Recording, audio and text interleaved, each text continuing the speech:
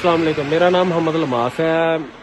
मैं फैसलाबाद का रहने वाला हूँ। इस वक्त मैं यूएसए में आया हूँ विजिट वीज़े पे, और तकरीबन मुझे आए को 10-15 दिन हो गए। इधर काफ़ी बर्फ़ का नज़ारा और बड़ी काफ़ी अच्छी खासी बर्फ़ पड़ रही है। मैं इस वक्त न्यू हम्पशियर शहर यूएसए का एक सिटी है, न्यू हम्पशियर शहर में हूँ। इस वक्त मैं आपको ये बताना चाहता हूँ कि मैंने यूएसए का वीज़ा कैसे लिया। पहले दो तीन बार मेरा यूके का वीज़ा रिफ्यूज़ हुआ, और भी कंट्री के कनाडा का भी रिफ्यूज़ हुआ, शेंजन जर्मनी का भी रिफ्यूज़ हुआ। तो मैंने मेरी बड़ी तमन्ना थी मैं यूएसए या अपना इधर लंदन में विजिट के लिए जाऊं। लंदन का जब मेरा 2 बार रिफ्यूज होने के बाद मैंने माहिल भाई वे टू ट्रैवल वालों से रब्ता किया। उन्होंने मुझे 2 बार रिफ्यूजिंग के बाद तीसरी बार मुझे यानी कि उन्होंने वीजा लगवा के दिया। मेरी भी अलमासा ट्रैवल के नाम से ट्रैवल एजेंसी है फैसलाबाद में। मेरा ज्यादा उम्र का काम है।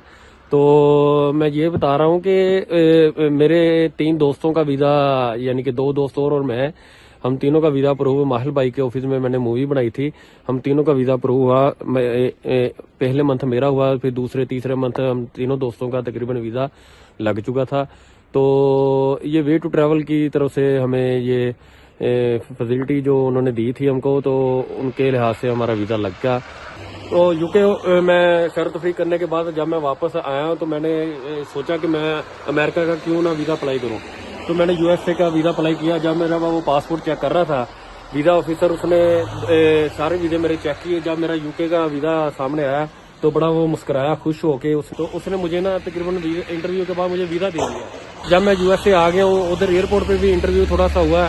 तो मेरा कहने का मतलब ये है कि आप अच्छे travel agent, way to travel जो है बहुत ही अच्छे हैं, और इनकी सर्विस बहुत ही अच्छी है, प्रोफाइल बहुत अच्छा बना के देते हैं। तो इन्होंने मुझे वीज़ा जो है ना यूके का लगने के बाद, मेरा कहने का मकसद ये है कि स्ट्रॉन्ग वीज़ा लगाओ, आगे वीज़े भी आसानी से लगेंगे। अब मेरा इंशाल्लाह शेंजन का वीज़ा अप्लाई करने का भी बिल्कुल वे टू ट्रैवल के हवाले से वो मुझे अप्लाई करेंगे मेरा वीज़ा। तो मैं वीज़ा अप्लाई करूँगा शेंजन भी। तो आप जैसे भी है इनके साथ कोऑपरेट करें। ये फाइल बड़ी अच्छी बनाते हैं, मुनासिब पैसों में अच्छा काम करके देते हैं। तो बड़ा शुक्रिया उनका जनाब, बहुत मेहरबानी। उन्होंने हमको उस वीज़े के बेस पे हमको बाकी मुल्कों को भी इंशाल्लाह स्ट्रॉन्ग मुल्क कनाडा, अमेरिका का वीज़ा मैं ले चुका हूँ, सबका वीज़ा इंशाल्लाह मिलेगा।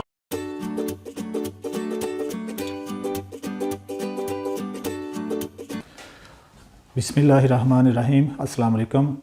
आज की जो वीडियो है ये एक न्यू सक्सेस स्टोरी है यूएसए वीज़ा के हवाले से। ये बेसिकली हमारे क्लाइंट हैं मोहम्मद अलमास, फैसलाबाद से ही बिलोंग करते हैं, और इनकी भी ट्रैवल एजेंसी है, लेकिन ये ज़्यादातर उम्रे का काम करते हैं। तो लास्ट ईयर भी हमने इनका वीज़ा अप्लाई किया था यूके का, और उसके दौरान ही इन्होंने, जब इनकी फ़ाइल तैयार हो रही थी, तो इन्होंने अपने पार्टनर का वीज़ा भी हमसे बोला कि इनका वीज़ा भी अप्लाई करें। और फिर 1 माह बाद इन्होंने फिर हमसे कांटेक्ट किया कि हमारे एक दोस्त भी हैं। जब इन्होंने बताया कि जी हमारा प्लान है यूके ट्रैवल करने का, तो उसने कहा कि आप मेरा वीज़ा भी अप्लाई कर दें, हम तीनों ही ट्रैवल करेंगे। तो इनका थोड़े गैप से, तकरीबन 1-2 माह के गैप से तीनों के वीज़े अल्हम्दुलिल्लाह अप्रूव हुए थे। तो इन्होंने फिर ट्रैवल किया जुलाई में लास्ट ईयर, और उसके बाद इन्होंने प्लान बनाया कि अभी जो है ना वो यूएसए का वीज़ा अप्लाई करते हैं। तो लास्ट मंथ ही इनका यूएसए का जो वीज़ा है वो अप्रूव हुआ, और अभी ये इस वक्त यूएसए में हैं। तो इनकी जो रिफ्यूज़ल्स के बारे में थोड़ा सा मैं आपको बता दूं कि इनकी काफ़ी रिफ्यूज़ल्स थी। वैसे इनकी अच्छी खासी ट्रैवल हिस्ट्री थी, बहुत ज़्यादा ट्रैवल हिस्ट्री थी इनकी, लेकिन जो अच्छी कंट्रीज़ हैं, डेवलप कंट्रीज़ हैं, वो वीज़ा नहीं दे रही थी। लाइक शेंगन कंट्रीज़ की इनकी 2-3 रिफ्यूज़ल्स थी, यूके की भी 2 रिफ्यूज़ल्स थी, और कनाडा की भी 2 रिफ्यूज़ल्स थी। तो फिर इन्होंने मेरे से कांटेक्ट किया कि आप जो है ना वो मेरा वीज़ा अप्लाई करें, मेरे काफ़ी ज़्यादा रिफ्यूज़ल्स आ रही हैं, वीज़ा नहीं कोई अच्छा मिल रहा।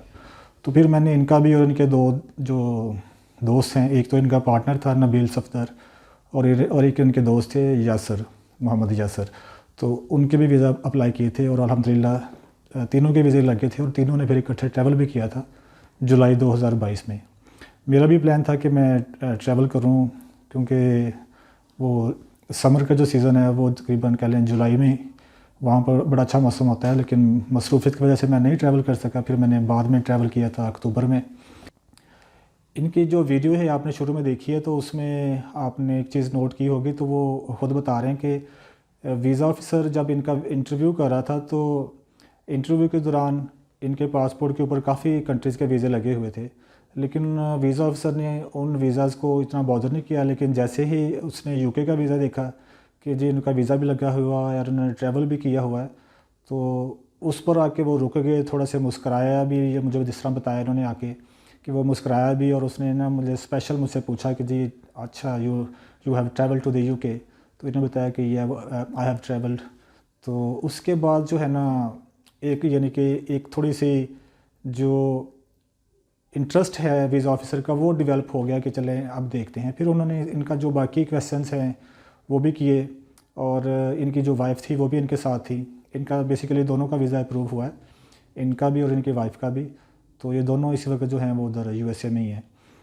तो उसमें जो मेन चीज़ थी वो ये थी कि उन्होंने ये देखा कि किसी डेवलप कंट्री का वीज़ा लगा हुआ है, तो ये वहाँ पर गए हैं और वापस भी आए हैं। तो फिर उन्होंने इनको जो है ना वो वीज़ा ग्रांट किया। तो मैं अपने क्लाइंट्स को अक्सर जो है ना वो ये चीज़ कहता हूँ कि वो अपनी जो केस है उसको प्रोफाइल को ख़राब ना किया करें, बल्कि स्टेप बाय स्टेप चलें, अपने प्रोफाइल को स्ट्रॉन्ग बनाते जाएं। और क्योंकि जो भी कंट्रीज़ होती हैं उनके वो भी देख रहे होते हैं कि अगर उनकी कंट्री में लोग टूरिज़म के लिए आएंगे तो उन्हें भी फ़ायदा होगा। तो वो बेसिकली वीज़ा देना चाहते होते हैं, लेकिन जिस वक्त आप अपने प्रोफाइल को इस तरह से प्रेजेंट करते हैं कि आपका जो प्रोफाइल है वो डाउटफुल हो जाता है, तो देन वो आपका वीज़ा रिफ्यूज़ कर देते हैं। तो आप कोशिश करें कि आप स्टेप बाय स्टेप चलें, जल्दबाजी ना करें।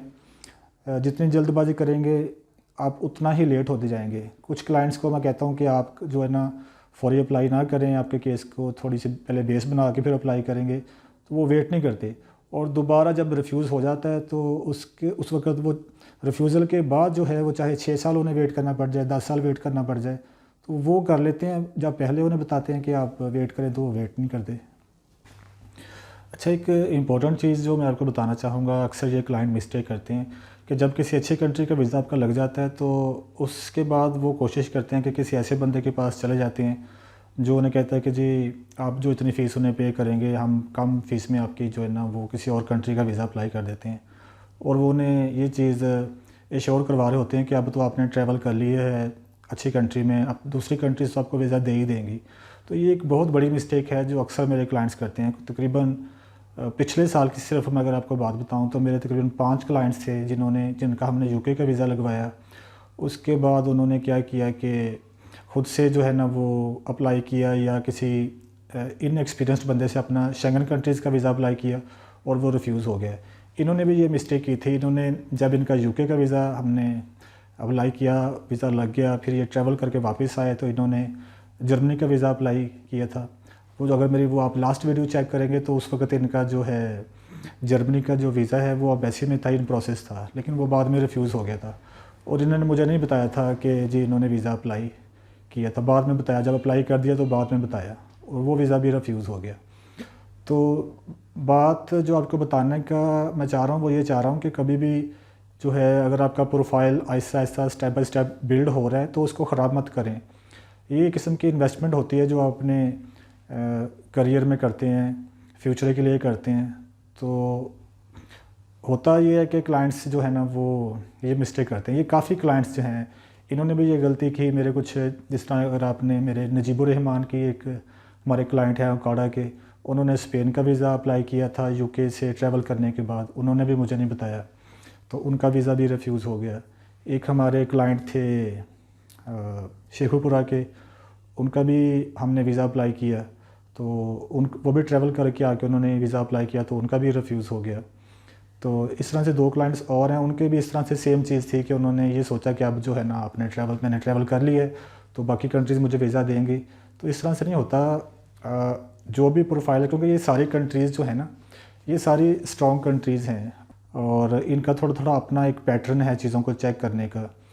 तो ये गारंटी नहीं होती कि अगर आपने एक कंट्री का ट्रैवल कर लिया है तो बाकी जो कंट्रीज़ हैं वो भी आपको वो वीज़ा जो है वो ग्रांट करेंगे। ये एक प्लस पॉइंट तो होता है, लेकिन अगर आप उस कंट्री की फ़ाइल को इतना स्ट्रॉन्ग नहीं बनाएंगे तो वो फिर आपको रिफ्यूज़ कर देते हैं। तो अब इन्होंने मुझे कहा है कि आप मेरा जो वीज़ा है ना वो जर्मनी का भी अप्लाई करें। तो जब ये वापस आएंगे तो इनका इंशाल्लाह जर्मनी का वीज़ा भी अप्लाई करेंगे, क्योंकि ये घूमने फिरने वाले बंदे हैं। तो इनकी ख्वाहिश है कि मैं विज़िट करूँ कंट्रीज़ को, डेवलप कंट्रीज़ को देखना चाहते हैं, गल्फ़ कंट्रीज़ को और सेंट्रल एशिया में, ये सारे इन्होंने पहले विज़िट किया होता। यूके भी विज़िट हो गया, इनका यूएसए भी हो गया, तो यूरोप की इनकी बड़ी ख्वाहिश है कि वो विज़िट करना है, तो वो भी इंशाल्लाह वापस आएंगे तो इनका वो वीज़ा भी इन्हें लेकर देंगे। कुछ मसरूफियत की वजह से लास्ट कुछ वीक से हमने अपनी जो वीडियोस थी वो अपलोड नहीं की थी। तकरीबन कोई 8 वीज़ास हमारे अप्रूव हुए थे यूके के, लेकिन वीडियोस जो हैं वो हम अपलोड नहीं कर सके। तो अभी इंशाल्लाह 1 बाय 1 कोशिश करेंगे कि उनको भी अपलोड करें। कुछ फैमिली वीज़ास थे वो हमारे अप्रूव हुए थे, कुछ जो हैं वो सिंगल पर्सनस के वीज़ास थे वो अप्रूव हुए। उम्मीद है आपको ये वीडियो पसंद आई होगी। चैनल पर अगर आप न्यू हैं तो चैनल को ज़रूर सब्सक्राइब कर लें और साथ में मौजूद जो बेल का आइकन है उसे ज़रूर प्रेस कर दें ताकि आने वाली वीडियोस का नोटिफिकेशन आपको ऑटोमेटिकली मिलता रहे। Thanks for watching, take care, Allah हाफिज़।